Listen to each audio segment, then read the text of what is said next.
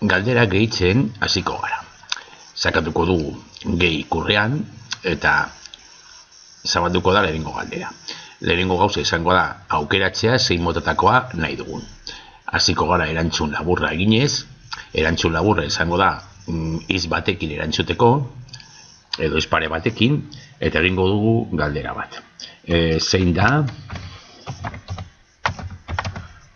Arabako hiriburua?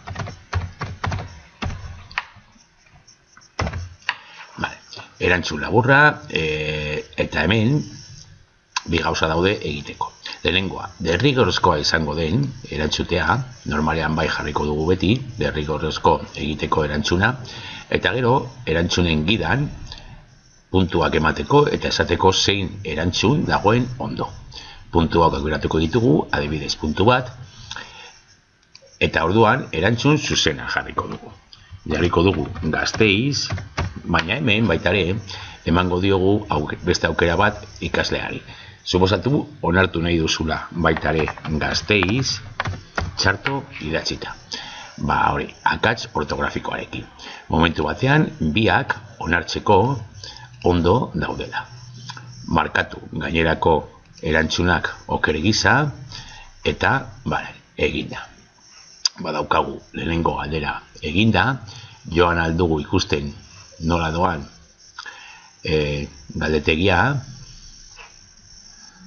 aurrebista bat egiten, eta hemen ikusi aldugu galdetegia eta momentu batean joan algara betetzen. Pizka bat frogatzeko.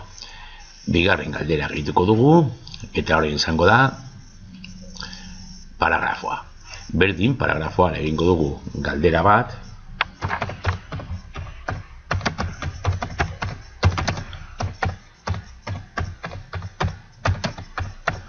eta behin eginda, erantzunen gidan, hemen normalean ez dugu ezer jarriko. Luzea baldin bada, ezin izango du programak kontrolatu ondo dagoen ala ez.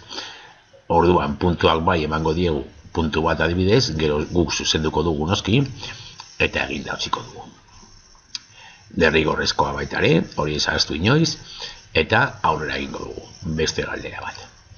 Kasu honetan, egingo dugu justu agertzen dena, aukera anitzak. Eta hau, behar izango da, gehien erabiliko duguna. Jarriko dugu galdera bat, zenbat dira bi bider bi, eta orduan, berdin, joango gara jartzen aukerak. Normalean, lau aukera jartzen ditugu, adibidez, 4, 3, 6 eta 7, bakarrik sakatu behar dugu gehitu aukera edo beste bat, eta jazta. Egingo dugu derrigorrezkoa, eta erantzunen gidan, jarriko dugu zein dagoen ondo. Momentu batean, eta puntuak noski, momentu batean jarri aldira bi ondo daudela. Kasu honetan ez, bakarrik jarriko dugu 4 dagoela ondo. Eginda dago, eginda markatuko dugu. Eta hemen badago beste aukera bat, importantea. Sakatzen badugu 3 puntuetan, erakutsi ausaz aukeren urrenkera. Hori da, erantzunak ateratzeko nahazturik. Ez ateratzeko beti orden berdinean. Bestela, momentu batean ikasleak egiten badu ariketa edo galdetegia bi aldiz, beti ateratzen bazaio orden berdina, suposatzen da kontrolatuko duela, non dagoen erantzuna. Orduan, importantea beti nahazteko erantzunen ordena. Eginda badago, aukeratuko dugu beste bat. Eta hori aukeratuko dugu kontrol laukiak. Oso antzekoa da, orain ikusiko dugu nola gelditzen diren biak, 3 bider 3 jarriko dugu orain, eta jarriko ditugu erantzunak berriro. 9, 5, 7, 8. Berriro joango gara erantzunen, ez azteko derrigorrezkoa egingo dugu, eta egingo dugu baitare ausaz agertzeko, erantzunen gidera joango gara, esango diogu zein dagoen ondo, hemen baita ere aukeratu aldira bi ondo nahi baduzu, puntuak, eta eginda dago. Eta hori egingo dugu, bosgarrena. Hori izango da, goitiberako zerrenda. Baita ere izango da, aukera batzuen artean aukeratzeko, baina aldatzen dena da, aurkezpena edo. Orduan, orain jarriko dugu adibidez. Zenbat dira, bost gehi bost, jarriko ditugu erantzunak, eta erantzun hauek agertuko dira zerrenda batean. Umeak pikatuko du lauki batean edo hiruki batean, eta hor agertuko zaizkio erantzunak. Berak aukeratzeko. Berdin, egingo dugu derrigorrezkoa, egingo dugu ausaz, eta jango gara erantzunen gidara. Esango diogu zein dagoen ondo, puntu bat, eta egita. Badaukagu, edo baditugu bost galdera eginda, ikusiko dugu nola doan galdetegia. Eta momentu batean erantzungo dugu. Zein da Arabako hiriburua? Jarriko dugu Gasteiz, txarto, ikusteko gero onartzen duen.